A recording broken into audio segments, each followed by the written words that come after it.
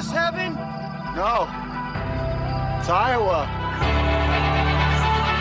From high school to international wrestling, on the mat and beyond, this is the Potentially Dangerous podcast with the guys from IA Wrestle. If you're a fighter, you like a fight. If you're an American, you like a fight. If you're an Iowa Hawkeye, you know you're going to get a fight. Subscribe to our podcast on iTunes and all your podcast-friendly apps. And follow us on social media platforms at IA Wrestle. Time to strap it up and get to the show.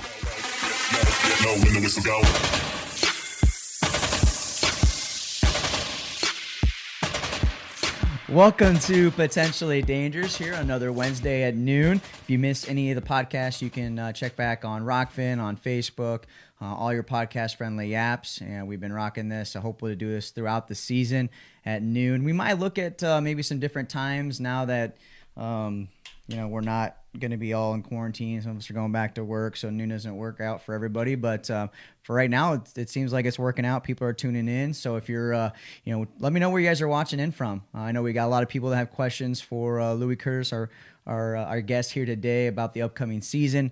A lot of people are asking us what's going to happen. We sure as heck don't know. So we try to get somebody here that's kind of inside, the Iowa High School Athletic Association to answer those questions. So let me know where you guys are at. If you got a question, just drop them in the comment section here below.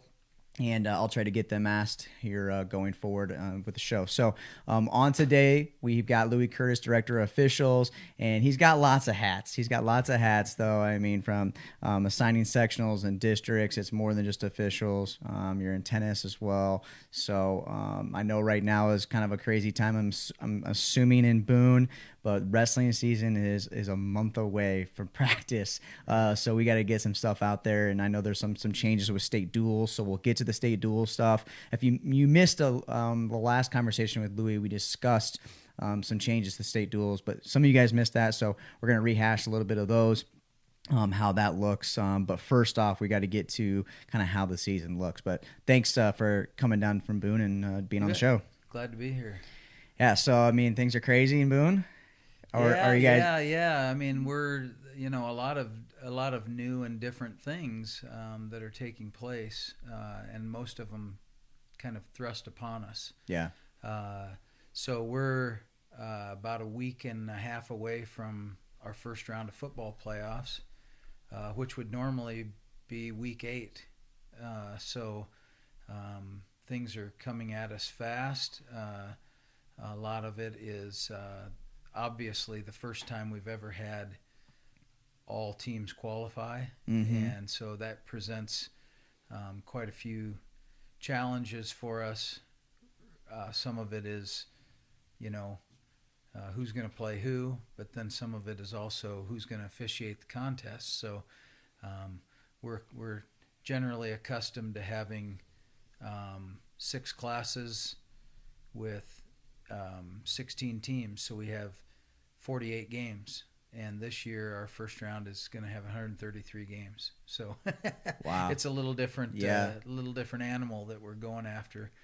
So yeah, we're still working hard on that, getting ready for state golf, state for the big schools, and state cross country coming up, and then just staring us right in the face is the winter season. So it's all it's busy, but it's good. Is it kind of all hands on deck right now? Just definitely. Yeah. There's more there's more need for us to do some night stuff, maybe heading to some of it is odd because, like, for instance, normally 4A golf can get covered by our golf administrator, maybe with one person out of the office. And this year we're going to need a few more because we don't have all of the volunteers that can be there, that they don't want to be there, or that we don't want them to be there. Yeah. And so you have to pull a few more out of the office to help run the event. Cross country this year, normally it's a 1-day, just back to back races with the girls and the boys, and this year it's a 2-day event. One class is going to run a boys race and a girls race. Then there's going to be about a 3-hour break to get people out of the park and have a new group of coming in. So we're going to run 2 races, or girls and boys, 2 classes per day, and it's going to be 2 days. So there's just going to be more need for our staff to be there, where normally you don't have to have everybody there. So yeah, it is. You get that feeling that it's more. Everybody's got to contribute a little bit more. So. Yeah, I think everyone's though grateful that the sports are going, right? I mean, well, we certainly are. Yeah, we definitely are. It was a long, about 3 months of working from home and having all the Zoom meetings and trying to figure out, are we going to have a spring sport? Then are we going to have a summer sport? And once we got to that point, we were just glad that June 1st came and you can open back up a little bit, and then we can try to have some baseball and softball, and worked out. And then it was kind of like once that got started, so long as things didn't just go haywire, we felt like we're going to at least have some kind of fall. It's just different, when you did the summer, there's no kids in school. Yeah. And all of a sudden now there's a twist. Now there's kids in school and you're trying to run the sports. As we look forward to the winter, it's kids in school and we're running sports that are all indoors. Whereas, volleyball for the girls is the only thing that's really indoors right now. And so it's just a twist. And then, of course, with wrestling, and you have people rolling around on each other. Yeah. Not that doesn't happen in football, but it usually happens in short 5-second bursts. And in wrestling, you're just on each other all the time. So it'll be a challenge, but we're fortunate that, that we're going to move ahead going forward, on it and go for it. Yeah. I was, when people ask me, obviously I have no idea. I'm not an expert, but I would just, when you guys came out and said, hey, we're doing football, I'm just assuming, hey, if we can get through football, and there's obviously been exposures and stuff, but it hasn't been where we've had to shut things down. If we can get through football, then we have a shot at wrestling. Yeah. Right? Wrestling's been going on around the state. Pretty large gatherings been happening, and there hasn't been any issues anyways. So I think that's really positive. So I'm glad the football is happening, and football players will be around here before we know it. So with wrestling, as you're talking, obviously there's more, I guess, sweat, and you're really close to each other for 6 minutes, I guess, on the mat. Is that a concern right now? Are people more worried about wrestling than football, or is it kind of they're both equal at this point? Yeah, well, I think, a lot of what I do is I visit with people who are in similar situations as me around the country, mostly the Midwest, but some, different parts of the country, who are the wrestling administrator for their sport or for their association. And there's a lot of concern. I have to say, though, I think the general consensus is to keep it as safe as we possibly can. The athletic associations and the schools are the ones that need to be out there running the event, doing the season, versus, kids just registering and going to tournaments. Yeah. Not that they can't do that, and they are doing that to a certain degree. But the safety protocols that we have to put in place, that schools need to try to adhere to or do, or tweak them to fit their setups as best as they can. I think that's the best way to go about it if we're going to do it. If we're going to have a shot at doing it. So when can coaches and athletes expect some correspondence right now? Because I'm assuming people are getting itchy. Just to get weight to figure out get weight certifications, the normal stuff, right? Yep. But this year there's obviously a lot more procedures that are going to have to happen. So what can people expect? So my initial email to coaches and athletic directors will probably go out at the end of this week.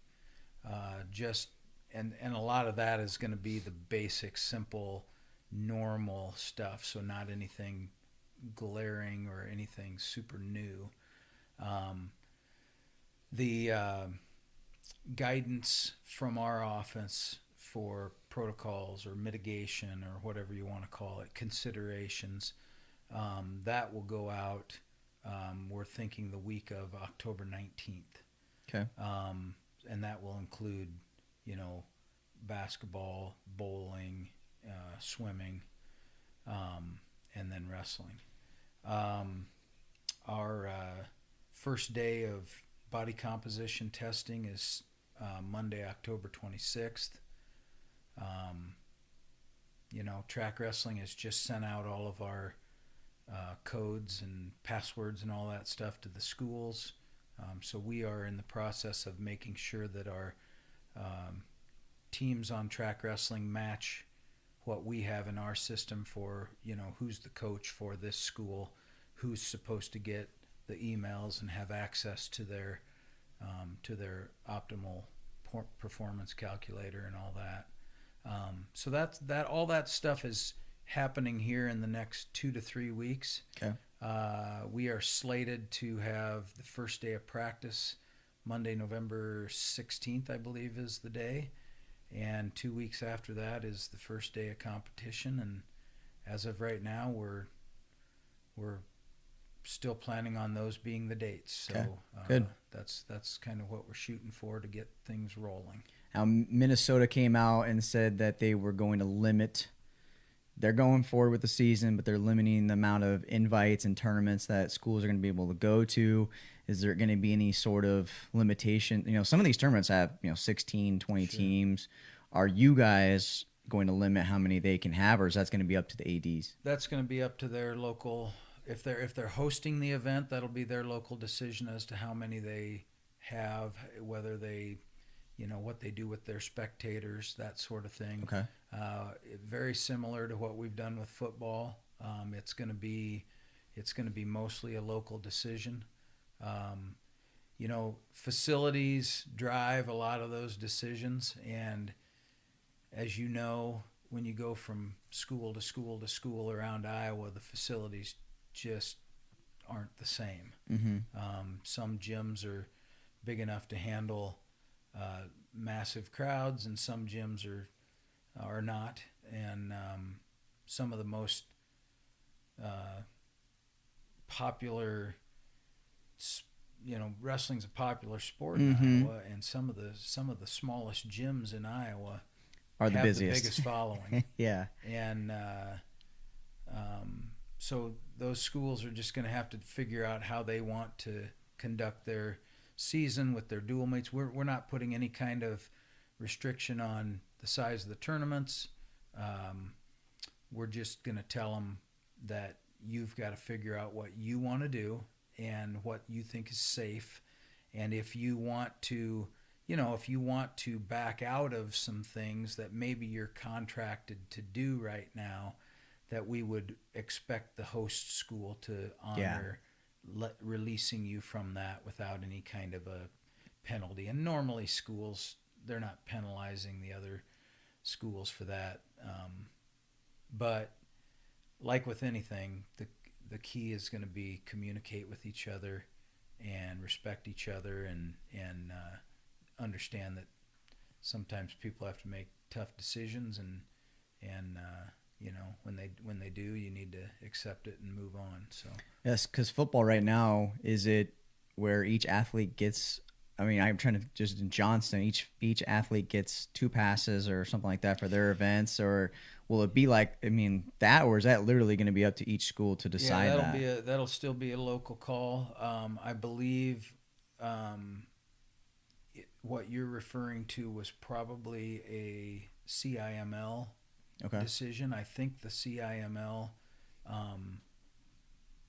worked together to decide what they were going to try to do, so that it was kind of consistent, whether it was a home game or an away game. We'll certainly leave that up to the conferences if they want to work together, or sometimes places want to do their own thing. And even within that, they might have a restriction as far as who can attend the games, but then maybe they, one school might say mask required for all spectators, and another might say required to enter, required to move around, but if you're sitting in the bleachers, you can take them off. Everybody sort of kind of has their own thing there, that they have to decide, what can we do? Can we enforce it? How are we going to enforce it? And then they run with it. Okay. And I think we've seen a lot of conferences work together to try to have a consistent message among the conferences, and in some cases, not so much. And football's a little different because they play district football, not necessarily a conference schedule. So, wrestling, basketball will bring about some more discussion, I'm sure, with the conference ADs. So with I don't know anything about volleyball as far as tournaments go, but do they have tournaments when there's like 4-8 teams come in? Have they? What has kind of been the trend? Because I've talked to a couple ADs of some tournaments that we stream, and they're like, we're gonna cut it down to 4-6 teams, and maybe run a dual tournament, or we're just gonna have a shorter invite, I guess, like that. So what's been the trend that you've seen with volleyball? I haven't really seen much with volleyball, simply because I haven't really followed it from the girls' union side of it. But definitely they do. I mean, generally you would see it'd be very similar to wrestling. You'd generally see 2 teams play each other on a Tuesday night or a Thursday night, and maybe play like a freshman game and a JV game followed by the varsity, which could be very similar to what you might see in wrestling with, some sub-varsity matches going on, and then you wrestle the varsity. And then on Saturdays, a lot of volleyball tournaments. And generally, they're going to be, 2 to 3 courts that you're playing on, and so you're going to have maybe 6 teams or 9 teams or 12 teams, and then they play, games on court A, a couple games on court A, then they might slip over to court B and play another team over there. And there probably are some schools that are going, man, we don't have the space to put all these teams and keep them away from each other, in between games and stuff like that. So maybe they are reducing the numbers of teams coming in. And I think there will be some of that with wrestling. Certainly, I think some schools will look at, can I have this 16-team tournament taking place in my gym when I know what it's always looked like? Might not work. I've had some that have reached out to me and said, I think what we're going to do is still have the same number of teams, but we're going to either reduce or have no fans. Which is, again, a tough call. Yeah. That's how they're going to pay for their tournament, is to have the fans come in and pay to get in. So to not allow fans or to have a reduced number is makes it hard to say we're going to have it. Yeah.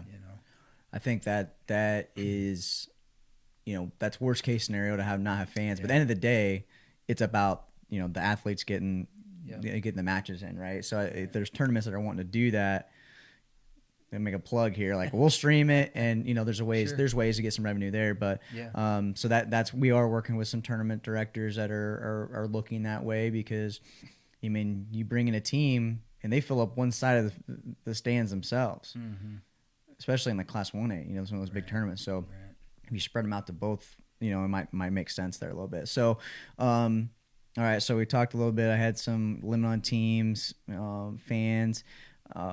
one question that got brought up is cheerleading. Obviously they're in close, and there's not as much room on the mats. Has there been discussions on if cheerleading is going to be involved in wrestling this year? Is that going to be on? Yeah. In tournaments that could be another 7 to 10 10 people per mat. I think between now and October 19th, when we release our guidance, the wording of that is going to have to be finalized. Mm-hmm. I think right now, recommend is kind of a common word, or suggest. There's probably still going to be some local control over that, but I think there's probably going to be a little bit more, maybe a little stronger guidance coming from us with regard to that, one way or the other. We have to do a little bit of thinking out into the future, which isn't the, it's not the Jessup 8-team tournament on the second week of December. That's Jessup has to worry about that, or whoever, whatever school. We're looking at, we've got 32 sectional tournaments. We've got 24 district tournaments. We've got the state tournament. We've got to try to figure out what are those going to look like, and what are we going to say can and can't, or should or shouldn't happen at those events, or what is thrown at us that says this is how we're going to be able to do it if you want to do it here. So yeah, cheerleading, I wish I could just say yay or nay. Obviously I wish I could just say yay. Yeah. I just don't know where that's going to land just yet. I think for the safety and health of everybody involved, that's going to be a tough call. And I don't know. I could see just from my point of view, maybe like a dual, have them at dual meets. Yeah. But when you have, you're adding another 5 to 10 individuals per team, right. that once you get them all, that's just that many more people, and if you're limiting fans, I mean, it just. Yeah, I think limiting fans, amount of space you actually do have, because those, let's say there's 6 squads that come in, you're going to have 36 kids, or maybe 36 kids and 6 more adults. So you've got 40 some people, and they've got to be able to move somewhere. They've got to be able to sit somewhere. You might be limited in space as it is, and so you might have to make a decision whether you're going to allow them, even if from our office, if the answer is yes, you can allow them, you might have to be, but for this event, we're not going to. Okay. So. All right, I know that's going to be a fun subject for sure. So one thing that also with coaches looking out for their athletes, right? That's going to be number one priority, is looking out for their athletes in the state tournament time, sectionals and districts. Will there be any guidance as well? I mean, say coaches just say, hey, we're not going to compete in January to limit those exposures, just not going to tournaments. I know you said earlier that you guys aren't going to, as far as contracts go, a lot of these have contracts for these tournaments. I think a lot of people don't know that, by the way, is like, these schools are, say they're going to go to the Council of Classic for a certain amount of years. That way those tournament directors can count that in the many kids anyways. Do Do you think that we will see teams just really kind of start opting out towards the end of the season to make sure that they're competing as sectionals and districts? Yeah, I could see that. I have not had any direct conversations with any coaches regarding that. I think there's some coaches out there who have said to me, can you kind of like what we're talking about? Can you tell me anything? Because I'm trying to think about what I'm going to do with my schedule. Whereas normally at this time of year, it's like, yep, we've got our schedule, here it is, and let's get started, So a lot of them, I think, are thinking about, how do I reduce the risk? Maybe I spend more time bubbling up and practicing versus going out and competing all the time. I would not be shocked to see, where you're normally seeing 40 to 50 matches when kids are walking into the state tournament with 50 wins. Yeah. I mean, I could very easily see that dropping in going half. down considerably, just because coaches might not want to, as you get close to the winter break, maybe you just don't want to wrestle that last weekend and just have a chance to get away. And maybe, like you said, in January, you might look at, gosh, do we want to wrestle that weekend before the sectional tournament and risk a possible exposure or something? So I think coaches they're definitely weighing that, I'm sure, as they sit there right now thinking about it. And again, from our perspective, that's no different. They have to think about that every year. They just have some different things to consider this year. So when in regards to officials too, I don't want to skip this question here. I got a lot to get to here, but talking about athletes, talking about cheerleaders, but officials, right? You're a director of them as well. We're short staffed on wrestling officials the way it is. What kind of protocols will they have? Because I've seen where some have face shields. They have, are they concerned? These guys they're not getting paid very much, right, to go out and work these weekends and work the duels, so is there some concern about the officials at this point? Certainly are. The thing that I've known and learned about officials is they really, at the heart of it, they are primarily doing this because they love the sport and they like to help kids. They want to give back to the kids, and it sounds, it might sound a little corny or whatever, and some might go, oh yeah, sure, they just want the paycheck and whatever. But we have had an abundance of officials for football who either really contemplated not doing it, but they couldn't give it up because they just didn't want to leave the teams hanging, or people who had already gotten out of it and got back into it because they knew, we're not going to have enough if I don't make myself available to help out. Varsity Friday night, don't really see it as much. Junior varsity Monday night, yeah, you're scrambling to find officials. Junior high games, you're scrambling to find officials. That's where those people come into play. Is they can help keep games going. Okay. I think with wrestling,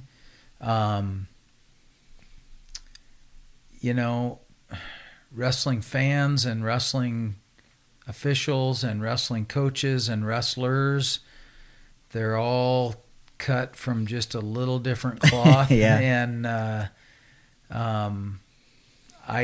I've had very, very, very little contact from wrestling officials who have said, I'm not going to be able to do this. I've had some who have said, what kind of guidance are you going to give? What kind of protocols? What's going to happen so that I can make that decision?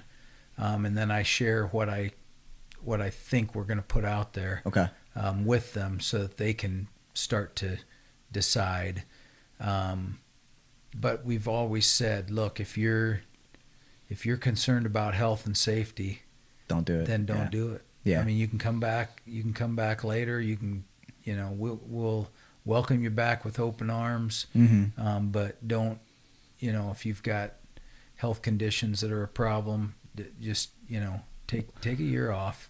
Will that? I guess the question is like, is that an Iowa High School Athletic Association call, or maybe the Wrestling Coaches and Officials Association to say, hey, all right, you guys are all gonna have to wear gloves, y'all have to wear face masks or face shields, or is that going to be again on the tournament directors and the schools or the individual officials to decide what they do and don't do? And then also, like, I mean, think about this too, is there's been some controversy on raising the kids' hands, not raising the hands, actually touching the athletes.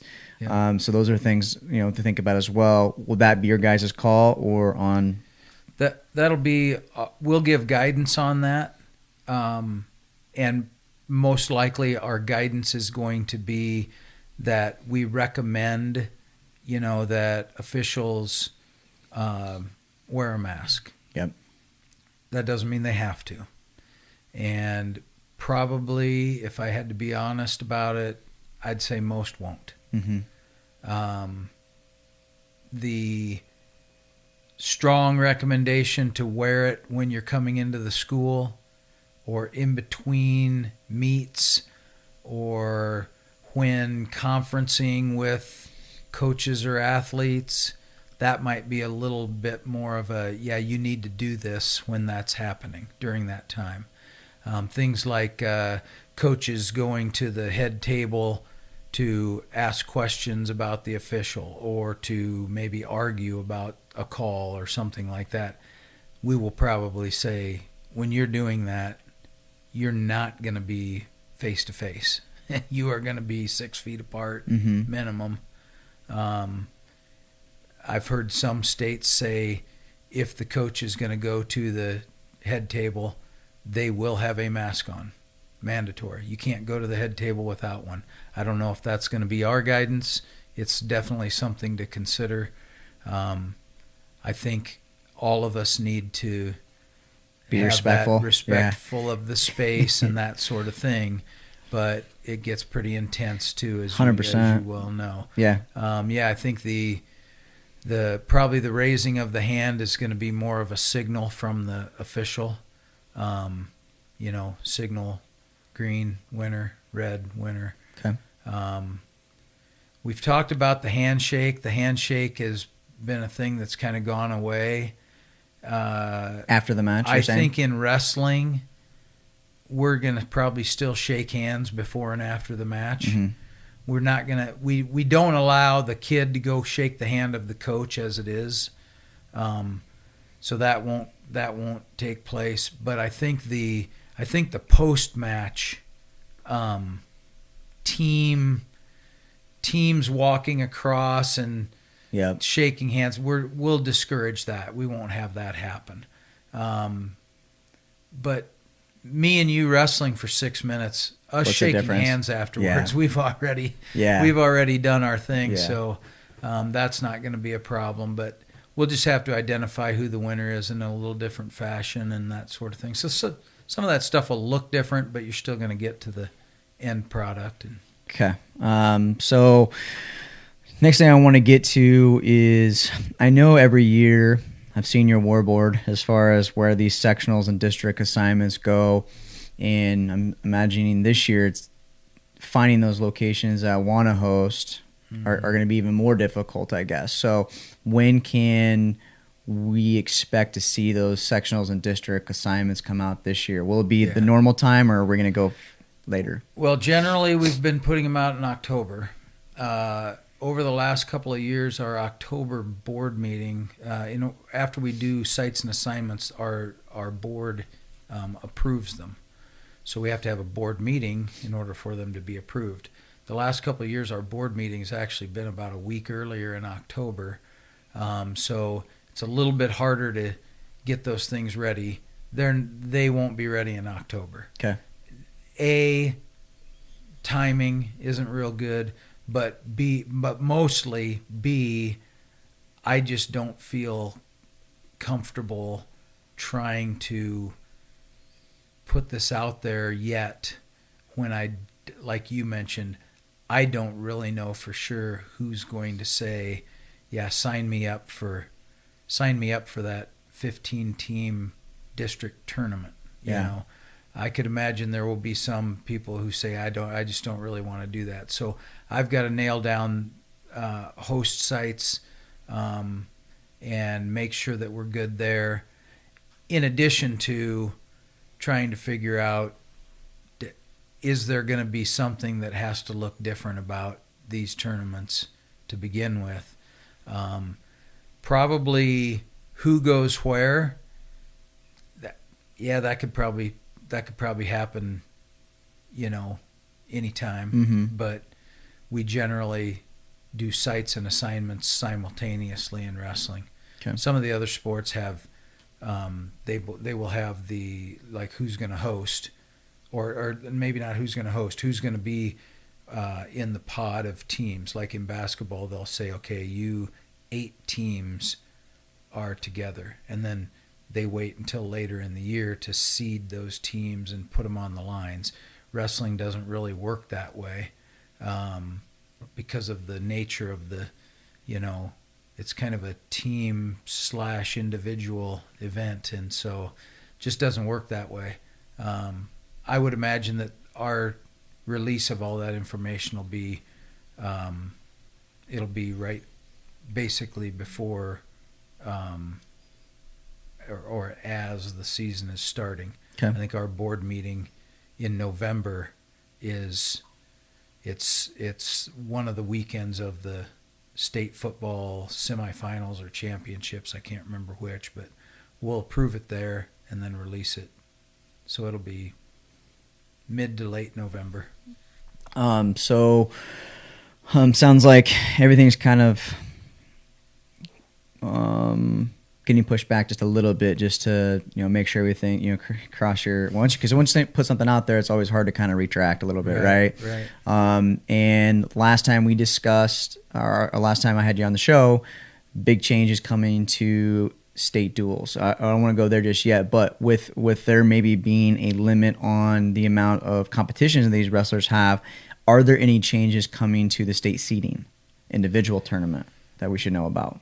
The only real change to the state seeding is that there's really 2 changes. One is the last year, if you had a head-to-head criteria over an opponent, that we manually made that worth 2 points. And if you had a common opponent criteria over somebody, we made that worth 2 points. The other criteria, if you had to go to the other criteria, it was just worth 1 point. And so it made the head-to-head and common opponent just a little bit more valuable as you added up your total points. This year, the common opponent aspect is going to go back to 1 point. So the only way you're going to be able to get a 2-point criteria is if you've head-to-head beat somebody or beat them more times than lost to them. So if you have if you've wrestled them 3 times and you have a 2-to-1 advantage, you would get the 2-point criteria. It's a lot more complicated than just that, because you're comparing every kid to every other kid. Mm-hmm. So you have 15 comparisons for each individual kid. And so there's just a lot of mathematics that goes into that. That's one of the changes. The other, probably more significant change, is that we will seed the individuals all the way out to 16. In the last 2 years, we've seeded to 8. And then if you were the number 9 seed or the number 10 seed, you were just randomly drawn in. So if you were number 9, if you would have been number 9, you might randomly draw out number 1. And if you were number 16, you might randomly draw out number 8. Well, this year, number 9 is going to wrestle number 8 in the first round, and number 16 is going to wrestle number 1 in the first round. So the seeding will go all the way through all 16 individuals. Did that come as a recommendation from, was that, were coaches upset about that portion of things, or? It was a recommendation of the coaches advisory committee. I don't think anybody was really upset about it. I just think they realized there were some matchups even early on that it was hard to differentiate between that 9th or 10th seed and the 4th or 5th seed. Mm-hmm. And they didn't really, they felt like we've got all the information. It's sitting right here in front of us. Just seed them all the way out. Yeah. Use the information for all 16 kids that qualified, not just for 8. So does that make your job easier or harder? That's a good question. Yeah, that part of the job is Saturday night after districts. Mm-hmm. Having not done it yet, I would say it probably will make it a little bit harder because I'll have to go through all 16 and check all 16 for accuracy, whereas before you would check, through 8, and then you double check 9 and 10 and make sure that everything was right there. But anything after that, it didn't really matter. They were Random. A lower seed. They were just going to be random anyway. So we'll just have to do a little more checking to make sure that, if I'm the 14 seed, that I'm not, that I shouldn't be the 15 seed, and a little more checking to make sure it's accurate. But mostly it comes back pretty accurate. The first year we did it, we had some glitches that we still don't really know why it happened. It just happened, and we caught them after the release of the brackets, and we learned the hard way that we've got to. That was fun. We're going to have to get in there and dig a little deeper, Yeah. even though. And now this last year, I would say, we put some things into play during the year. The coaches had to go in and verify who their state qualifiers were. That eliminated one of the glitches. We went in and added some people to do some, checks and balances on district night. That took care of some of that. And then, it worked out pretty well. I think the other thing that's going to happen is, excuse me, is we will we'll set more of a time on when we're going to release brackets. The 1:45 a.m. bracket release just isn't going to happen anymore. Mm-hmm. I'm up, I'm there, I'm working, but you're fighting it hard, and then you're releasing, and you're not really feeling good. Like I've doubled and triple checked this. Mm-hmm. No, I've pretty much single checked it, and then I skimmed it a second time, and then we went for it.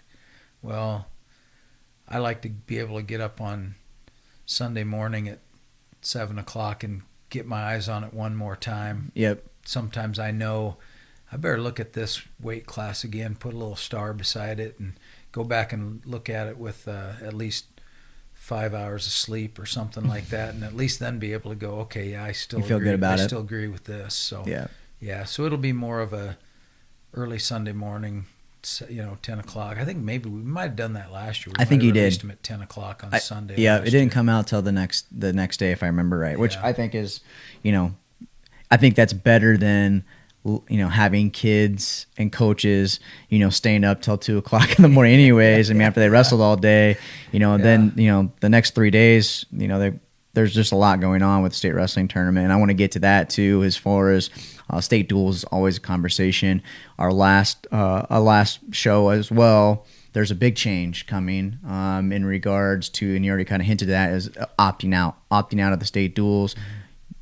You don't know how that's going to look yet, as far as how the schedule and all that stuff will go. But can you discuss a little bit more for people that are just now hearing about this, of what that option is for Sure. these schools. Yep. So the original plan was by the first competition date, which I think if I look on a calendar, it'd be like November 30th. By the first competition date, teams had the option to not partake in the postseason dual meet series. So if they decided, I just don't want our team to be involved in the regional duels and the state duels, they could tell us and we'd take them out. And that was going to be, that was the deadline date, first date. The way it's playing out now, that's going to have to change because we're not exactly sure what the whole state tournament, state dual meet schedule is going to look like. We don't know what the seating is going to be like for capacity. We don't know if we're going to have general admission or reserve seating. We don't even know for sure what the order of the event is going to look like, based on how many people can come in and all that.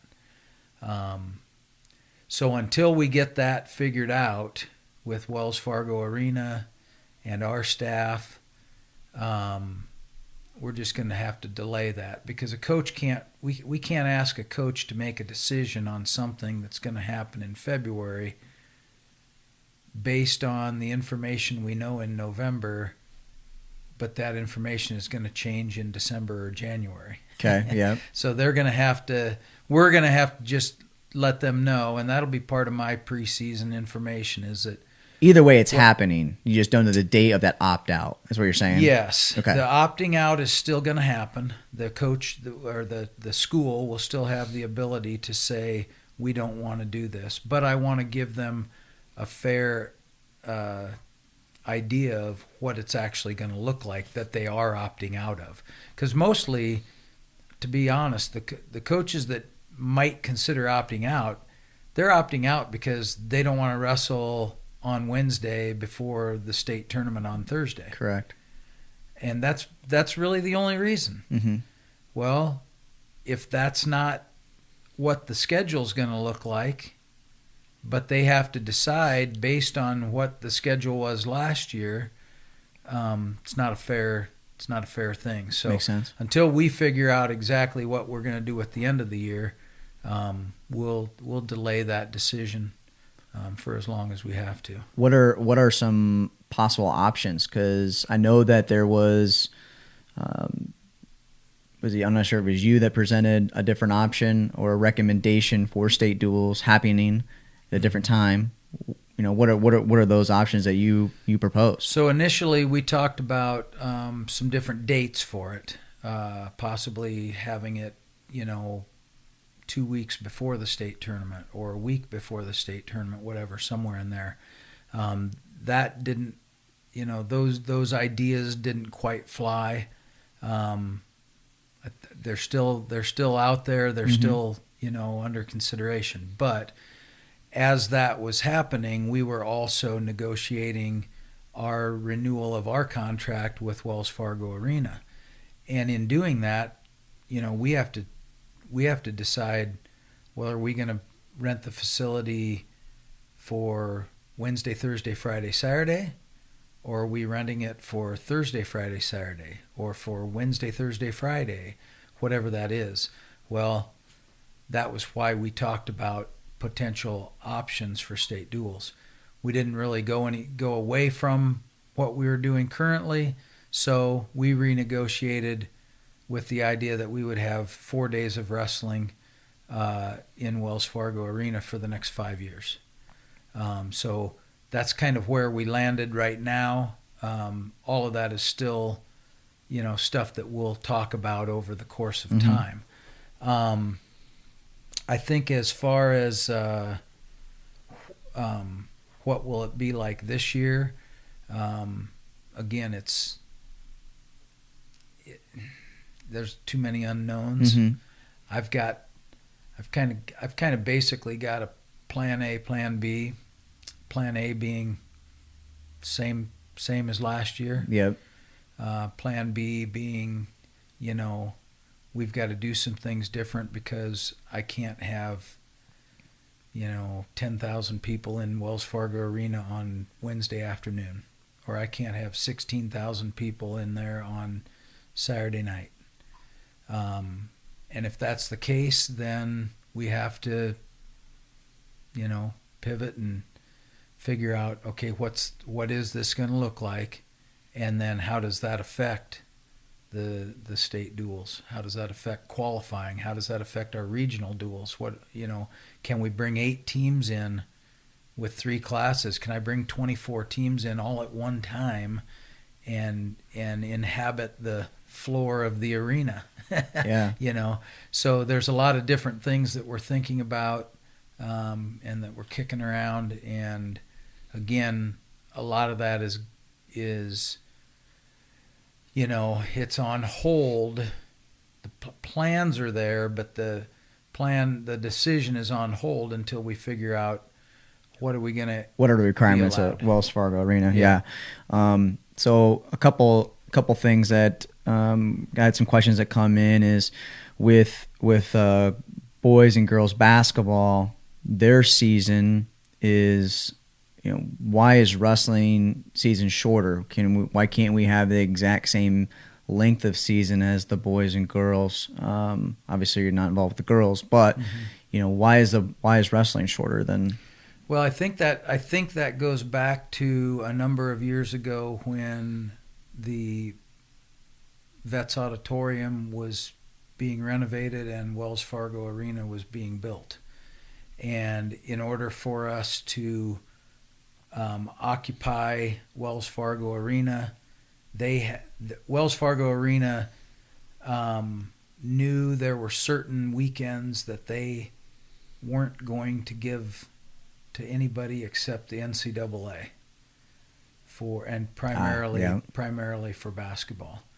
And if I'm not mistaken, when that happened, it caused everybody's seasons to be shortened, basketball included. I think basketball got shortened by a week, and I think wrestling got shortened by a week. Now, also during that time, at that same time, wrestling had been a week later. State duels had been a week later. They had been at Vets Auditorium and then a week later in Cedar Rapids. But when it went to Vets Auditorium, when it went to Wells Fargo Arena, the decision to host the state duels at the same spot was made, and thus that extra week cutting off that week got cut off because we were going to have the duels in conjunction with the state tournament.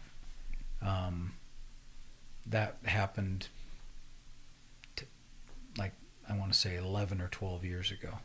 So I was an AD at Underwood and had gone through my first 12-year stint as a wrestling coach, and then 3 more years later on as a wrestling coach, and I was not even coaching. I was probably coaching junior high wrestling when that was decided. So now we are where we are, and we're, you do the best to make it work. Why doesn't it go longer? I think some of it is facility driven. Yeah. And that's probably the best answer I can give. Mm-hmm. Yeah, I mean that's comes down to having that facility, and I think people understand that side of things where people with state duels is in coaches and really fans. It really comes down to the coaches, and it comes into that state duels. What it just having it on that Wednesday, it just puts in more weigh-ins, right? And, quarter of the season, really, as far as weigh-ins go, happen right then. So you got regional duels, districts. If you're a successful team, regional duels, districts. Wednesday. So that is where you toe that. Is that best option for the kids, right? So is 2 weeks earlier? Is that a viable option for maybe it's not in Wells Fargo. Mm-hmm. Maybe obviously not going to happen this year, but 5 years from now, sounds like that. Yeah, is it an option? If we moved the state dual date, it definitely wouldn't be at Wells Fargo, mm-hmm. and that was a point of contention with the advisory committee. Was the coaches were pretty adamant about, if we're at the state duels, we want it to be at Wells Fargo Arena. That's part of the allure of taking those kids who didn't make the state individual tournament mm-hmm. to the state duels, is they get to wrestle in that same arena that they watch the championship matches in, that they watch their buddies wrestle in, that the pep buses all travel to. That's kind of the mystique of the building, and going to whatever, a 6,000 seat arena in whatever town, name the town that has one, going there and wrestling your state meet for the duels, they just feel like doesn't have the same feel as Wells Fargo Arena. But I told them, we can't rent Wells Fargo Arena on a Saturday for state duels. We can't do it. You got to have multiple days, or too much money. It's way too much money. It's super expensive, and we don't hardly bring enough people in there to justify it. Mm-hmm. If we could even get it. Yeah. Because they might look at it and go, okay, let's see, I can bring in Garth Brooks or IHSAA state duels. Well, that for them, that's a no-brainer. Mm-hmm. Or whatever, Tony Hager's cover band. Yeah, there you go. No, I mean, yeah, it comes down to the money for sure. I get that from Wells Fargo's standpoint, and then you've got AAU state that happens as well. So I mean, that's right. you'd be pushing that back, which is a big thing for youth wrestling in the state. Yeah. But this is always a topic. Every single year we talk about state duels. So I think it's important to discuss these ideas. Obviously, you guys are, which is great to hear. Mm-hmm. Now, one thing that pushing it 2 weeks before sectional, so 1A, 1A and 2A, these schools are getting smaller and smaller. We're seeing buys to the semis and sectionals. Mm-hmm. Is there a concern with the amount of participation that sectionals aren't really needed anymore? Yeah, that was definitely that was going to happen. If we were going to move it, we were going to eliminate sectional tournaments, and we were just going to go to all districts. Part of the problem with that is Class 1A schools probably, I can't say this for absolutely certain, but I would guess that there are half a dozen to maybe 10 Class 1A schools in the state who could handle 15 teams, full lineups, with spectators at a district tournament. The district tournaments as they are now are packed at any of the 1A facilities. If you go to any of the 1A facility district tournaments, that's quite frankly, that's probably the biggest complaint I get in the postseason is there's not enough room at such and such a gym for this tournament. Mm-hmm. And it's the 1A district tournament where there are 4 kids wrestling per weight class. Now, if you think about, let's make that 9 kids per weight class, or 12 kids per weight class, or 14 kids per weight class, and all their parents, there's not enough room in there when there's 4 kids per weight class. To put 15 teams in there with full lineups, we don't have the facilities to do it. So the obvious argument would be, well, then find facilities that are big enough to do that in. Well, in 1A there aren't enough. And even if you did find 8 that could host it, then you'd be saying, well, those are the 8 that are going to host every single year. Yeah. And schools don't. They want to be able to host. So then you could say, well, then go to Iowa Western, go to Luther, go to Wartburg, go to these colleges. Well, again, then the schools aren't hosting it. And then they're not making the revenue. Yeah, and they want to host those events. They want those things happening in their building. So that's a hang up there. But it can't be that then it's over. Then it's done. You just got to live with it forever. Mm-hmm. I think we left it, my advisory committee left it at, okay, this is what it's going to be. We know that the likelihood of it being 5 years is probably going to be 5 years. But during those 5 years, we need to still be thinking about and talking about and planning for how can this change. So I don't think it's not dead. It's just we haven't found the answer yet. And really, quite frankly, I don't know that there is an answer, because just like we see in a lot of other sports, the what we do in Class 3A wrestling maybe it just needs to be different than what we do in Class A wrestling. Mm-hmm. Maybe does it have to happen at the same time? Does it have to be in the same facility? Maybe it can be in different places. I don't know. There's a lot of things to consider, and I think the biggest thing is for people to understand is that we're not shutting the door on any of them. We just have to find what we believe to be the right one, and the coaches, tell me, yeah, this is what we need to try to do.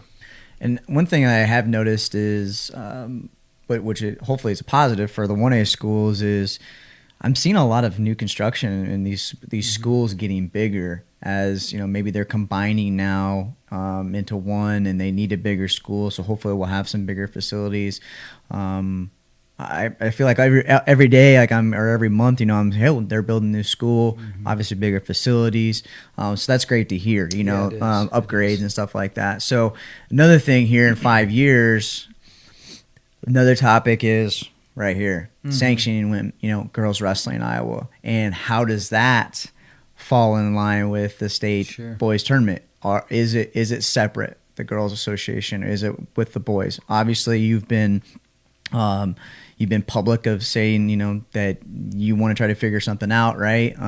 There was a Win Magazine article that came out recently, and there's more hurdles, I guess, from the girls' union that they're putting in place. Maybe they're not hurdles, I guess, but certain things that they want in place in order to have this happen.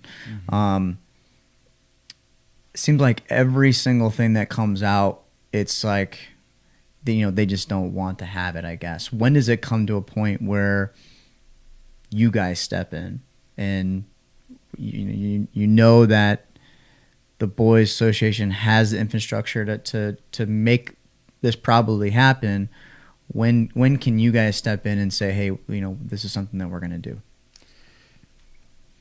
Probably when the Iowa legislature changes things on their books that says the IGHSAU is in charge of sanctioning girls sports, and the IHSAA is in charge of sanctioning boys sports. So we can't really step in and do that. What we've done is step in and try to do more with the programs that we do have, and try to figure out ways to offer some more girls wrestling girls events, and you know, there it's not just a me going out and doing some of that isn't always just a like 100% consensus. Mm-hmm. I feel like it's something that I think is good for the sport of wrestling, but we, you know, until we get the clearance to say, Yep. that is now your sport. See, for us, we just have wrestling. Mm-hmm. So whether it's a girl wrestling a girl wrestling a boy wrestling a boy, it's just wrestling. For us, that's the only way we get to look at it. It's just wrestling. For there to be girls wrestling and girls wrestling teams sanctioned, it would have to be IGHSAU. How they would structure that and how they would run it and that sort of thing, it would be no different than if they added, you know, any sport. If they added badminton, Mm-hmm. they would run it as their sport. So the only way to really do it that way is through the girls' union. My hesitancy with it is still over just a concern for the pure numbers of kids involved. We've definitely seen an increase since the Athletic Association has started trying to help schools find girls only tournaments, you know, as part of the Ogden JV tournament, we have a girls division. As part of the, you know, Council Bluffs Classic, we have a girls division, or whatever the tournament is. If they want a girls division, they tell me, I put a schedule together, I send it out to the schools and say, hey, if you have a bunch of girls, or even if you just have one girl on your team, here are some girls only events. If you can figure out how to get a coach to take them, and you're committed to that or whatever, they can go wrestle in these events. And so a lot of that has changed, because probably four years ago, 4 years ago, it wasn't that way. We didn't have girls divisions at all. Yeah. Wasn't even a thought. No, it was. We didn't know if they could even do it. Independence and Ogden had the first two girls division tournaments, and I think that was 3 full seasons ago. And then 2 seasons ago, I think that number jumped to, maybe we had less than 10. And I think last year we had maybe 13 girls only events, or not girls only, but girls division events. And in that time, I can remember the first year that we had those 2 tournaments.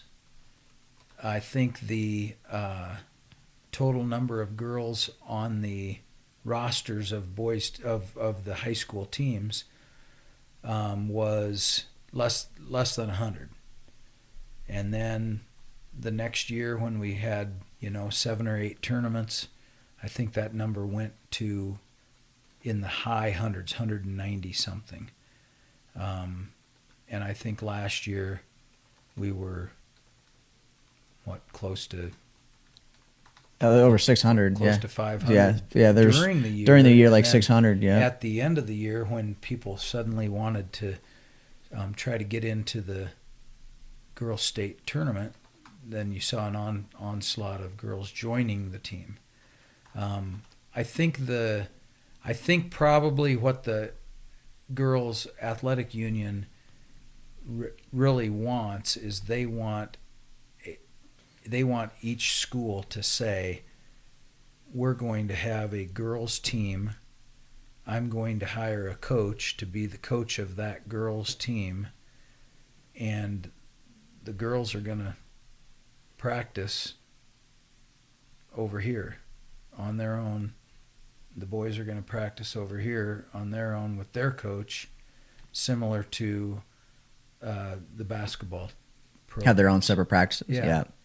And support their own, have their own schedule, have their own everything. And I don't think there's a lot of schools that are able to say definitively, we're going to do that. There are schools that can. Yeah. And there are schools that even are doing that now, even though the girls are still on the high school wrestling team. They're not on the girls wrestling team because there isn't such a thing. Officially, they're not. There's correct. not a boys wrestling team. There's just a wrestling team that has members on the team. Yeah. It just so happens that girls can be on that team, just like a girl can be on the football team, because there's not girls football. Yeah. There's not a sport like it for the girls to join. That's why girls can't be on the baseball team. Well, because they have softball. They can't be on the boys basketball team because they have girls basketball. So it's just the way it works. And until the girls union either sanctions it themselves or until something drastically changes and we are told this is what you're going to do with having girls wrestling separate and you're going to run it, which I don't see that. I just don't really see that happening. That would be a shocker to me. There was some verbiage in the article that stated that there's multiple groups going in different directions of trying to get the girls sanction. So, I mean, are these groups that of a knowledge? Are you involved in these groups? What does that mean from your standpoint? I'm not involved in them. I know, there's AAU wrestling, there's USA wrestling, there's the Iowa Wrestling Coaches and Officials Association. Those are three organizations that I, am aware of or communicate with regard to female wrestling. But the IWCOA is really the only one that I'm involved with, and honestly, I'm really only involved with them primarily because their leadership sits on my advisory committee, and I help them at their convention by doing our rules meeting and coaches clinic and kind of having a session or two for the officials.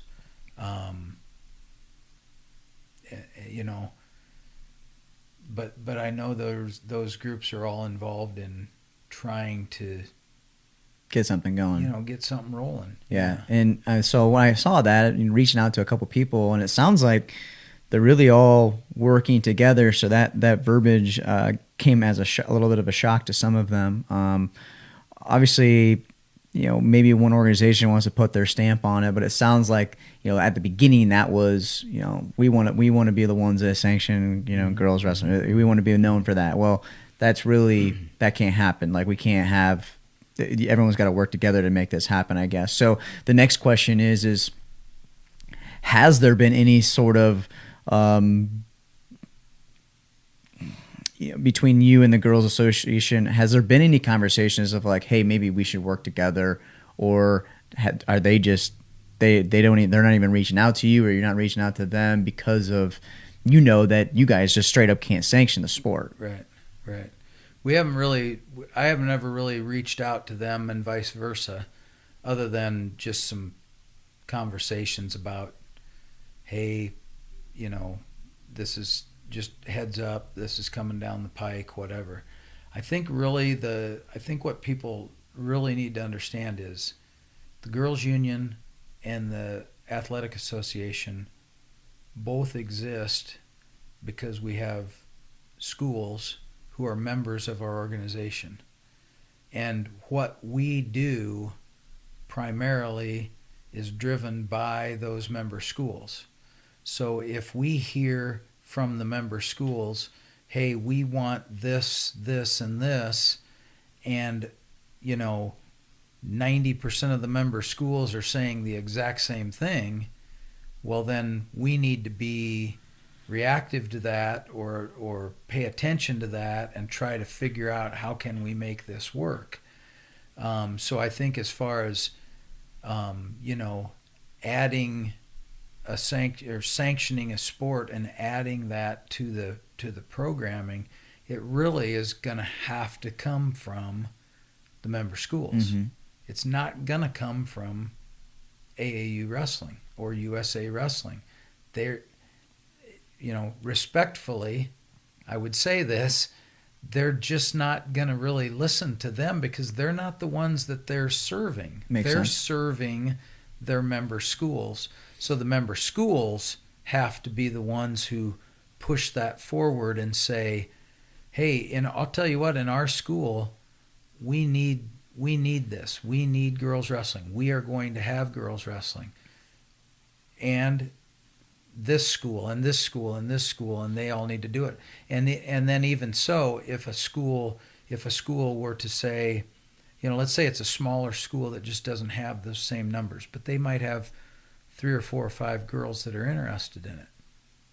Well, maybe their neighboring school has 3 or 4 or 5 girls, and their neighboring school has 3 or 4 or 5 girls, and those 3 schools can combine in a cooperative sharing agreement and could say, as a group of 3 here in, this county or whatever, we want to have a girls wrestling program that we are going to share, even though our high school program doesn't share, but we want our girls program to share. And so we will come together as one and hire a coach and have a team, and we want to be a part of saying, please sanction wrestling. And I don't think that really happens. I think the individual school says, we only have 3 or 4. Mm-hmm. I can't support hiring a coaching staff for 3 or 4. I could support it for 10 or 12, but not for 3 or 4. Just like you would see schools that have 3 or 4 wrestlers on their team now saying, we've got to go over here. Yeah. We've got to combine with this other school, with the neighbors, Okay.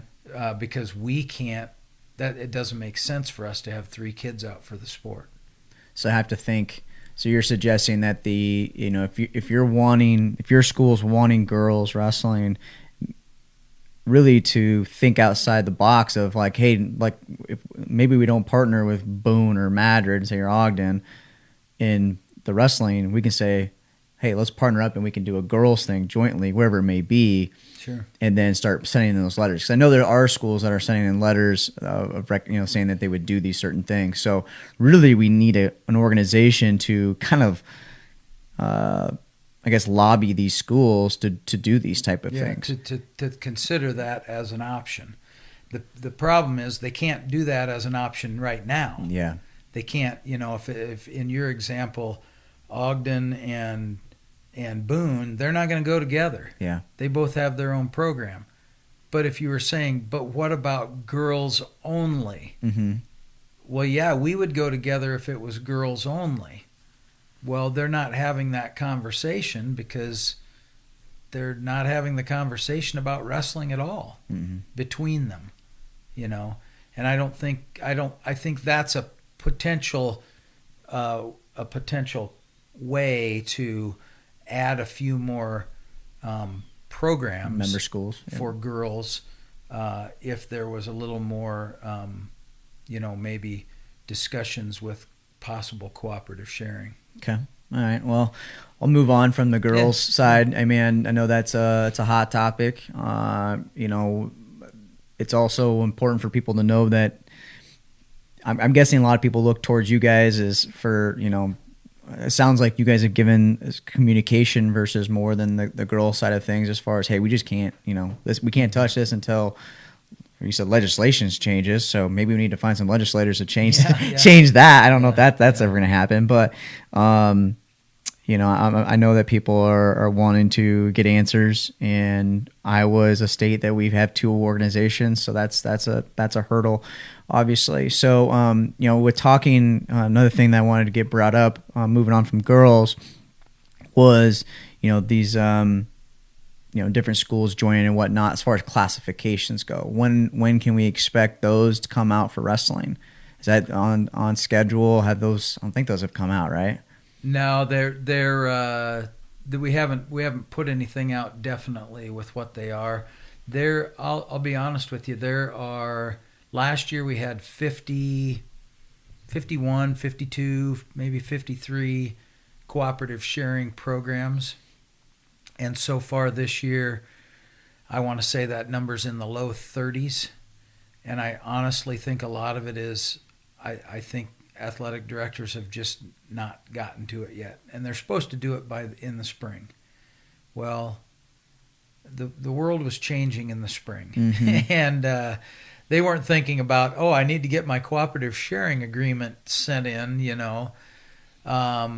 So I've sent stuff out to some ADs to say, hey, just a reminder, So as that kind of finalizes, that's when we'll put out the initial classifications. I don't see a huge lot of change in any of it. There's always those teams that are right on the bubble that are the ones really looking. Yeah.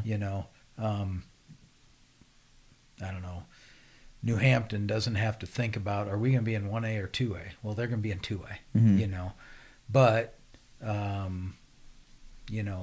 there's teams that are close. Heck, last year Osage was literally, they were going to be a 1A school, but they signed a agreement to, and all of our schools have this ability to go up a class, and Osage and Emmetsburg, gosh, think about 2 traditional wrestling communities. Osage and Emmetsburg both opted to go from 1A to 2A last year, and they in doing that, it's a 2-year, they have to do a 2-year agreement. So they will both be in 2A again this year, regardless of what their number says. But Osage would have been a 1A last year, and they went up to 2A, and lo and behold, won the state championship. So ended up being a good call. Interesting. Yeah. All right, so I want to take opportunity here. We've been going for almost an hour and a half here. So if you got any questions that we didn't get to, I'm going to check out on Twitter. Didn't have any other ones that I didn't get to. So if you got any other questions that we didn't get to with Lewie here, drop them in the comment section, and we'll get to that. I'm going to scroll through these here really quick just to see. Got to that. So if you got any questions, just drop them in here. All right. All right, so we'll wait to see if we get some questions in here. But I think the big thing going forward is patience. Right now it is. It's going to be patience on the coaches side of things. Obviously, the athletes want to compete, and when it comes to some of these tournaments too, some of these tournaments are a big moneymaker for some of these schools, and that's going to be a hard decision to, can we do this? How do we make changes? So people are going to have to think outside of the box sometimes, I guess, with some of these tournaments, but at the end of the day, the state tournament, everyone wants that to happen. So I'd be curious to see how that happens. Because what was interesting last year, we had the state tournament, and then things kind of progressed like right after that, and we were learning a little bit more about what this disease was. So the boys' basketball games, the girls' basketball games looked a little bit different, right? So yeah, well, the girls tournament took place, and they concluded, and they didn't have any restrictions. The boys tournament, we started on a Monday, and we played Monday, Tuesday, Wednesday, Thursday with no restrictions, and found out on Thursday that we needed to change some things. And we played all of our championship games on Friday, and schools were allowed 100 wristbands, 100 people. Okay. That included their team. So if they had 20 people on their traveling squad, then they had 80 more wristbands for fans. And we did all of that on Thursday night with championship games taking place on Friday. It was uncomfortable. It wasn't fun. That's how quickly it happened. And I can remember sitting in our workroom back there having these conversations and feeling so bad for our people who had to run the tournament and had to make the Mr. Keating ultimately had to make the decision. And I just felt so bad for them.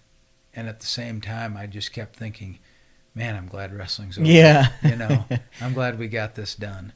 Because it was all of that stuff was starting to be talked about. It was like, what's going to happen are we going to be able to do this? Are we going to be able to have crowds? And I remember when all this was happening at the basketball tournament, I was talking to my wife, and she said, "Now you have tickets for the NCAAs. What's going to happen with that? I heard that might be in jeopardy." And I remember saying to her, "There's no way they're going to cancel the NCAAs."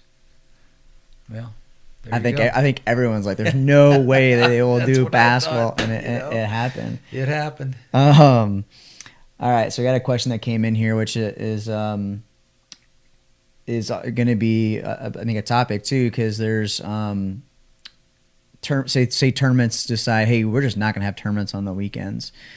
Say they just cancel out. So now there's a whole open weekend of non-competition. Can athletes go out on their own to, say, maybe an unsanctioned tournament?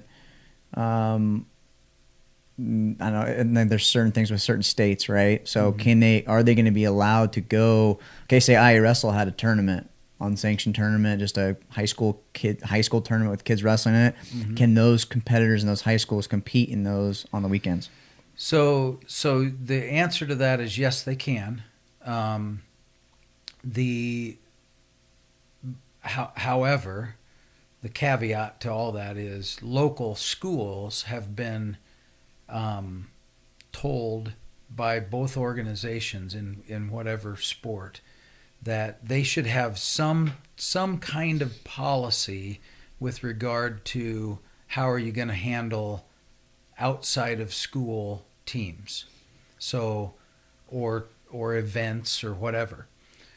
So some schools might have within their policy, if you've got a conflict between let's just say it's your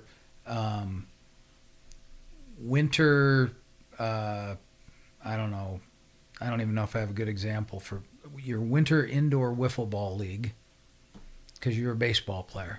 So you joined a wiffle ball league that takes place in the winter, and you have a conflict between that and your wrestling team's, your high school wrestling team's event, that your high school event would have to take precedent over this non-high school event.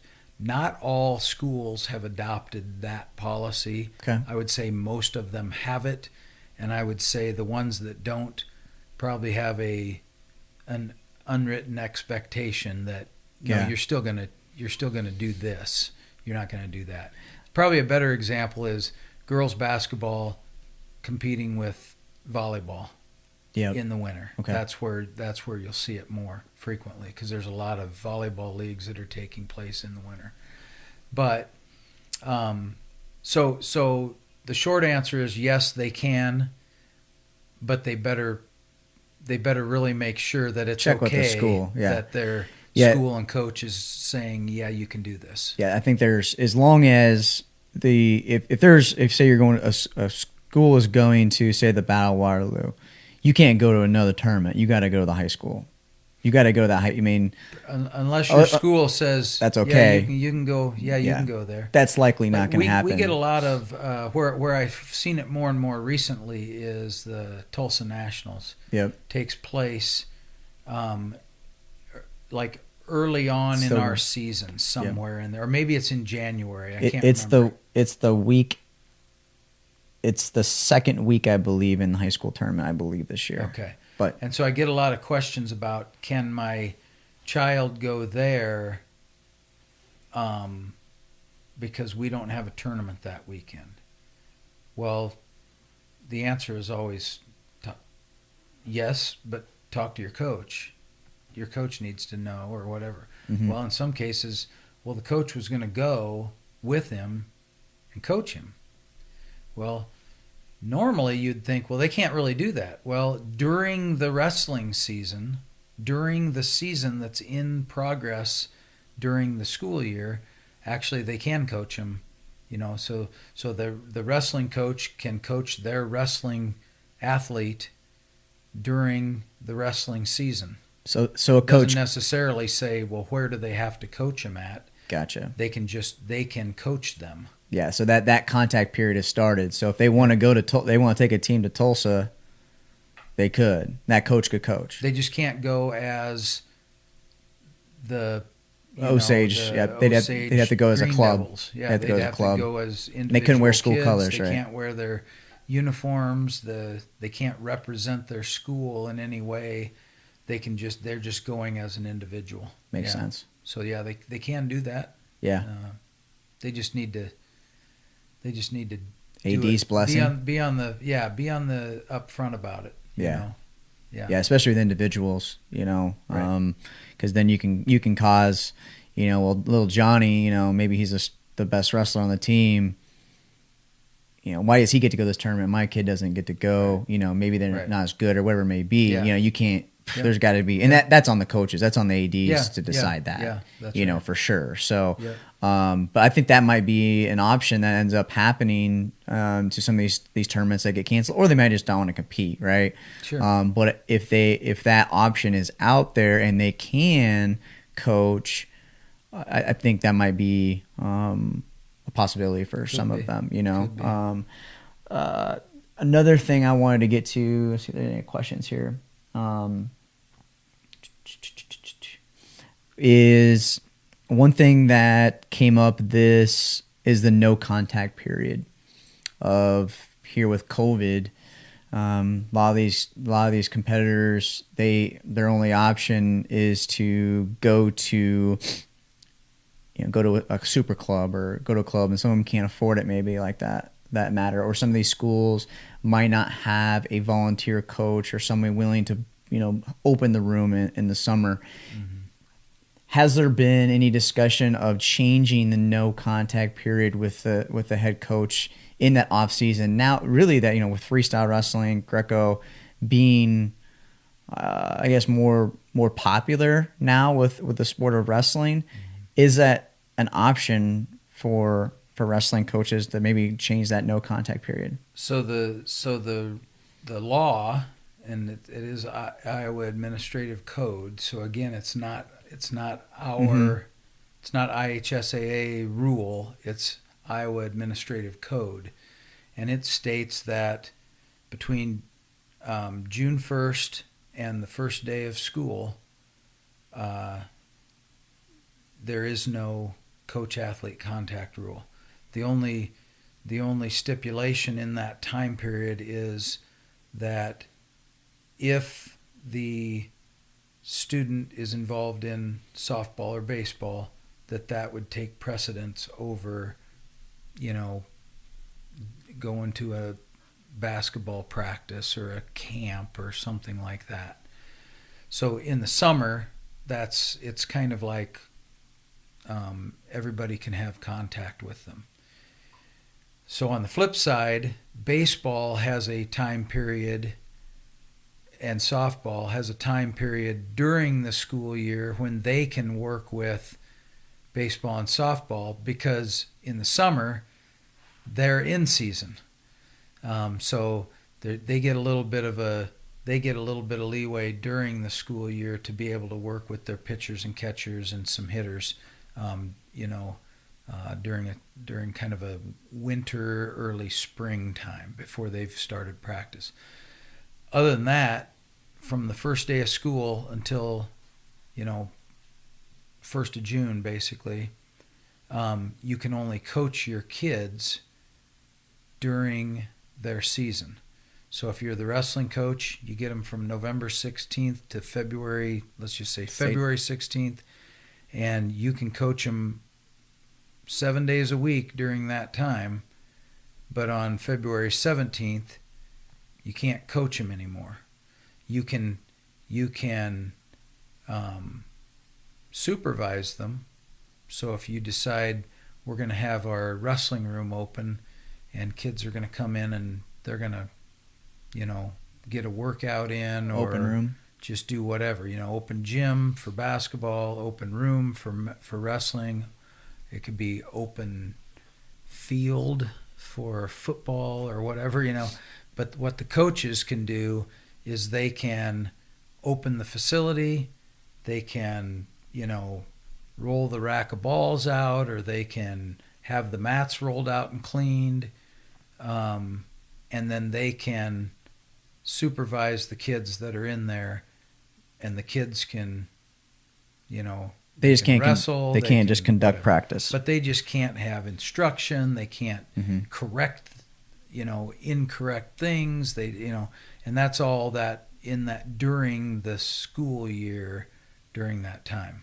Is there so that's not your guys' call, like legislation? That's Iowa administrative code. code. Yeah. So have you heard of any rumblings of it? Maybe that ever changing at all?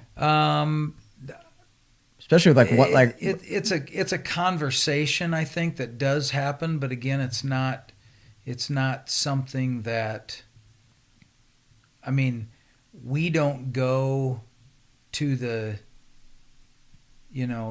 state Senate or state House of Representatives or whatever and say, hey, we think you should consider changing this, in your Iowa administrative code. Now, again, I think if there was enough feedback from schools that said, okay, we're seeing some problems with, whatever, clubs or with, outside organizations, whatever, we'd really prefer our coaches to be able to have contact with them.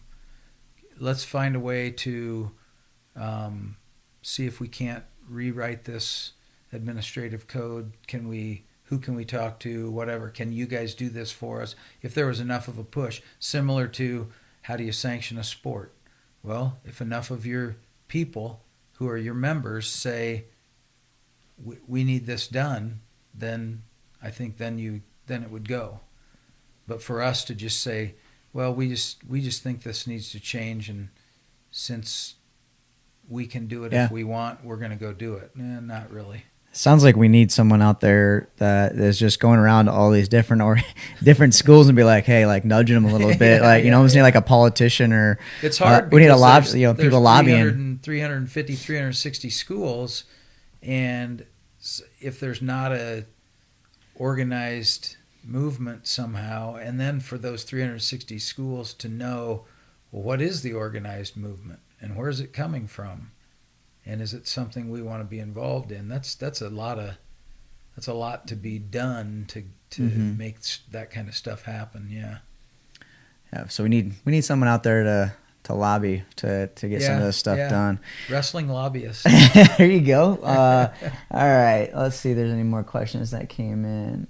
Is there anything else that you wanted to get to that you got some notes here? So is there anything that you wanted to get to that maybe we didn't get brought up? No, I don't think. This is all just kind of my wrestling considerations, things that we're, going to kind of throw out there for schools to be aware of and that sort of thing. So I don't think so. I think the only thing that I'm aware of is all of our neighboring states, save Illinois, I believe, which I don't think they're. It doesn't look like they're going to be having winter sports. I don't know that for absolutely certain, but it's not trending in a good direction. Illinois, yeah. And but I think all the rest of our neighboring states, are kind of on the same page as Iowa is, in that we're going to start on time. We're going to end at the same time that we've got planned, and what happens between those two times is still yet to be seen. But there's a lot of wait and see, a lot of relax, a lot of hold on a second, we'll get back to you. But it sounds like the plan, though, season's going forward, state tournament's happening, how that state tournament looks will be obviously that's the to be. Wells Fargo Arena is still saying that you can have the state tournament, right? It's just how it looks for fans and I haven't athletes. heard anything different about just hosting the event. No. Okay. And I know that they're hosting events, so I would anticipate that's not going to be an issue. Mm-hmm. Okay. It's just, I think right now the only thing that we're really going to wait on is how many people can come. Yeah. And then if that number is less than 100%, then we have to quickly make some decisions on, okay, so what's that going to mean for this group of people? Mm-hmm. My hierarchy is, what's that going to mean for wrestlers and coaches? What's that going to mean for other students, cheerleaders, other personnel with the team? And then what's that going to mean for spectators? And then, I mean, there's a lot that can, and there's talk of media. Yeah. I mean, what's it mean for media? How's that going to look different? Because they're very likely it's going to be different in some capacity. I don't know for sure what that is. Yeah. We have a lot of radio that comes in there. We have a lot of newspaper that comes in there. We have internet-based companies that come in there. We have television that comes in there. And we usually have, kind of some different places stations that they're in, where they're at. Will we be able to have the same number of tables and seats? Will we be able to have a seat for everybody that wants one? Will it be? I just don't know. I don't know. There's that's crazy to think about too. All the things that do have to change because of things that are going on, right? We think they might have to change. Yeah. So one thing too with the NCAA championships, they're talking about maybe making the field smaller. I mean, is that something that might have to happen to where instead of 16, maybe you go to 8 and that's the place? Is that a pop? Probably not for individuals. I think I've got my plan B for individuals is different. That would not require that, but it would definitely be a big change. My plan B for state duels might be Final Four. Okay. Not a Final 8. Seeded or a qualifier? Or? They'd have to go through some kind of a regional qualifier probably. But again, I don't know. Yeah. Absolutely, for sure. I think when that happens, there's going to have to be there might be plenty of discussion with me and my advisory committee, but I know who's going to have to ultimately make the decision and make the announcement. And it's not going to be my advisory committee, but I'll definitely pick their brains, and because I trust, they're all good coaches and they're good people, and they have the best interests of the sport at heart, and they're not just about how is this going to benefit me. Yeah. They know that it's bigger than them. So those are all discussions we'll have. We've talked about. Normally I have one meeting a year with that group. Last year we had 2 meetings, and then we've also had a meeting, maybe a month ago, and we're going to have another one here probably in the next week, before the 19th when these considerations come out, so we can tie those all up and be done with them. So that's 4 meetings since I think our first meeting was literally like right at the end of February. It was a week and a half after the state tournament. So basically March through now, we've had 4 meetings where normally I have 1 meeting a year. So we're definitely communicating more and getting more input. Just doesn't always feel like you're solving problems and getting decisions made. It's always kind of like, well, yeah, we'll let you know. Yeah. Yeah, I'm glad I'm not in your seat, because whenever you make changes, there's always, there's people on this side and this side. And this season, I would just say people just say, hey, this is what we have to do. Boom, this is what we're going to have to do. We're going to have to make quick decisions. Sounds like that's what's going to happen, and be patient. Be happy that we just have a season. Yeah. Right. And we get what we get, and it's good to know that things can change. Certain things can change. Right, just to being open to the idea of maybe changing sectionals, changing state duels. It's going to come down to the venue, but either way, it's good to know that those thoughts are starting. Coaches are involved in those conversations as well, and you need those conversations to hear the boots on the ground. What coaches are thinking. So, I guess so. Every year, at the beginning of the year, let's go one more thing here, okay, and I'll let you go. At the beginning of the year, there's the coaches and officials get together for rule changes and whatnot. What are some of the major rule changes, or maybe minor changes, that are happening as far as what's going to happen on the mat? Yeah, quite a few actually this Okay, year. great. One that will be the easiest to see is basically the elimination of the hair length rule. Okay. So that's just not there anymore. So it used to be, your hair had to be above your eyebrows, above your earlobes, above a shirt collar. Okay. And that's just not there anymore. So mullets are back, baby. The mullet is back. A person can still put their hair in a legal hair device if they prefer.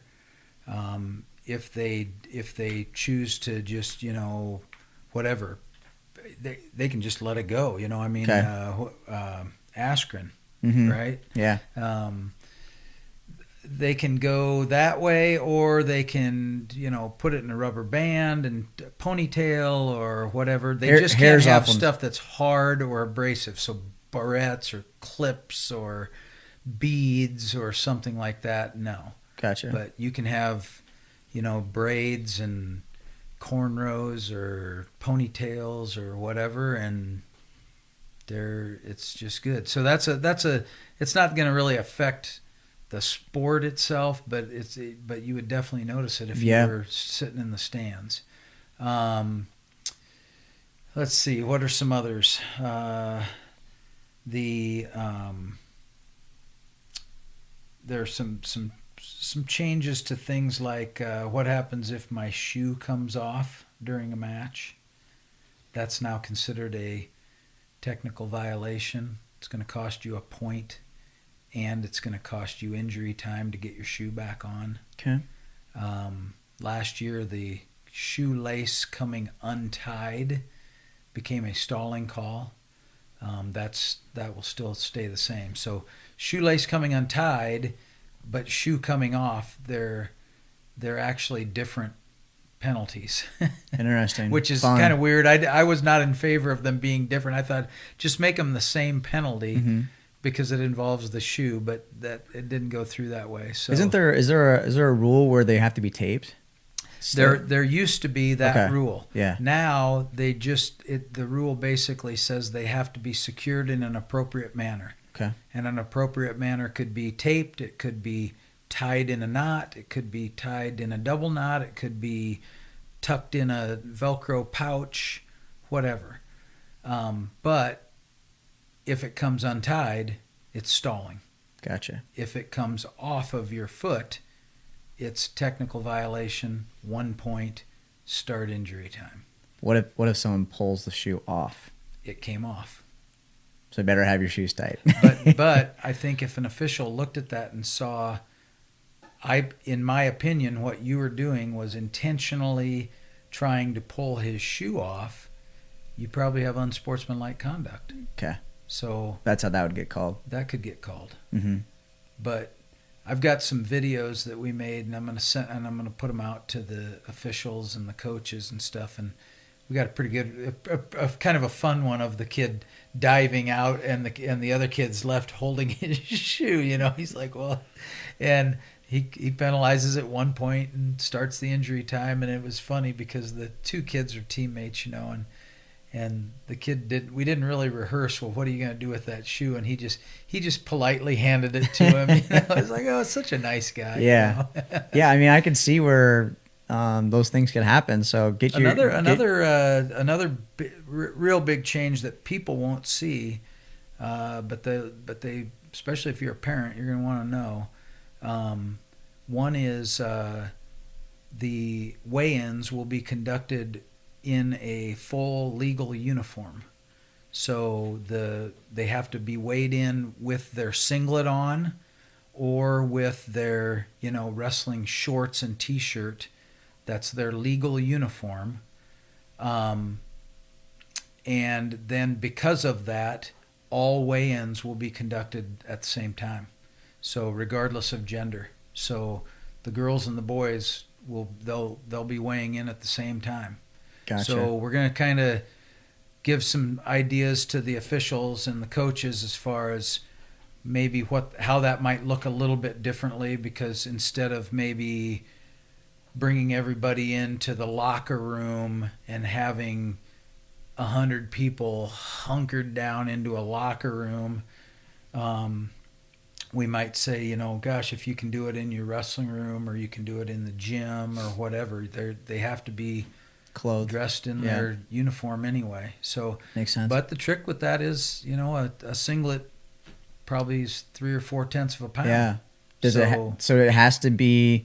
I'm just trying to think of, you know, gaming the system. So and people will try, right? Sure. So does it have to be the singlet that they wrestle in that evening? No.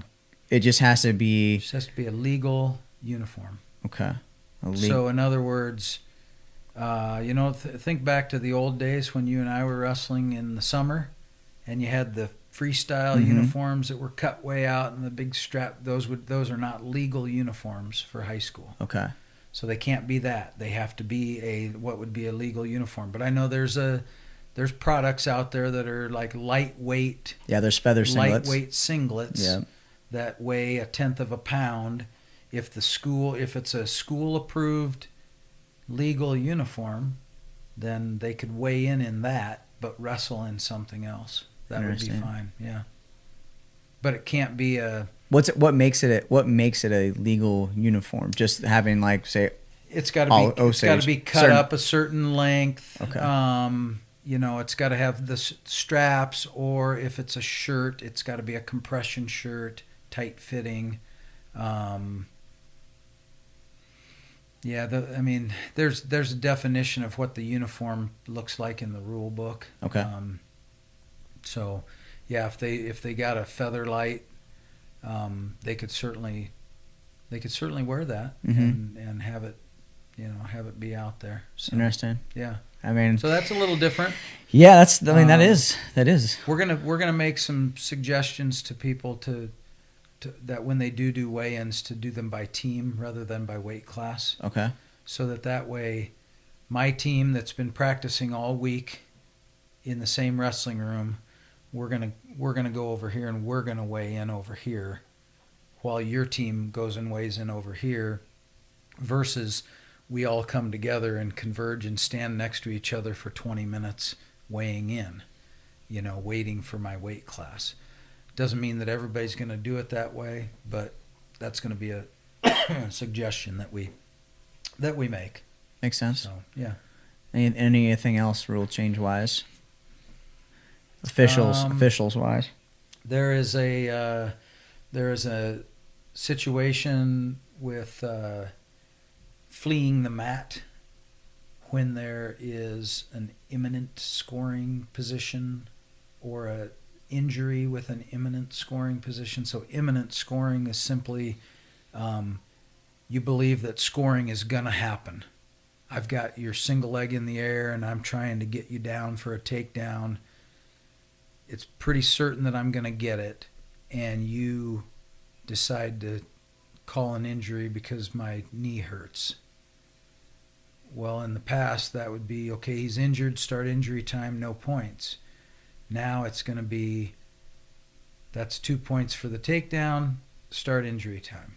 So Gotcha. you can't kind of bail yourself out of a scoring situation for an injury.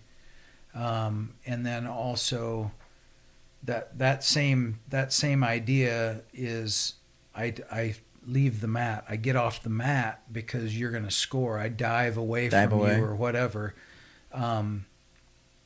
That situation is, last year that became fleeing the mat, not stalling, but fleeing the mat. And that's 1 point technical violation. Now they've also changed that rule a little bit to, if you're trying to flee the mat, but I still get the takedown. So maybe you're diving off, I get a hold of your ankles, my toes are still in. Now that's going to be 2 points because you got the takedown, but we're not going to also call fleeing the mat. Okay. Because you didn't really flee the mat. You didn't successfully You were trying to flee the mat, but you unsuccessfully fled because he still got the takedown. Gotcha. And I think I never saw it last year, but I think it happened where it was awarded 2 point takedown plus 1 for fleeing the mat. Interesting. Well, they didn't want, that wasn't how Yeah, it that doesn't make sense. You're either fleeing the mat and you got off of it, so that's going to cost you a point, or the guy got the takedown and then we finish it there. Gotcha. So there's probably others. I can't think of them off the top of my head. But all right. Well, I appreciate you coming on. That was informative for me, and I'm hopefully the fans, for you coming on. And it sounds like you're going to get some correspondence out there for coaches and athletes to figure out. Weight certifications are, when are they? 26th of October is the first day of body comp assessments. Okay, 26. Yeah. Okay. So those all good dates. So sounds like we're gonna be waiting and seeing on some things, but sure. Sounds like we're ready to go. So we're excited. I wrestle obviously to get that going. Yeah, we've got new Fab 50 rankings coming out. We're gonna have top seniors, juniors, sophomores, and now we're gonna have a top 25 freshman class coming in. So those will be some new rankings that will come out. We're gonna have rankings, preseason rankings, hopefully a full month ahead of we're gonna have hopefully preseason rankings before wrestling even starts this year. So we're working hard for you in the behind the scenes of trying to get you more information out there, trying to get more content. So I appreciate everyone's support on the Rockfin. Subscribing to that, we're able to hopefully bring more content to you guys this year. Hopefully we'll be at the state tournament, doing the things that we were doing.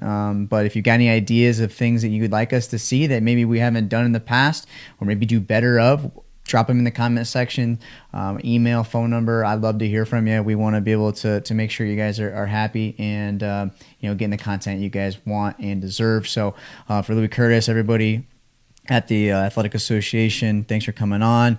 I know you guys are working hard behind the scenes, so taking time to come on here for people to hear is important. So thank you for doing that. So until next time, we'll be back here next week with Jason Christensen, Southeast Polk, just retired Hall of Fame coach. We're going to have an interview with him up here live next week at 12 o'clock right here on Rockfin, Facebook, and Twitter. So thanks for watching, everybody. We'll see you next time.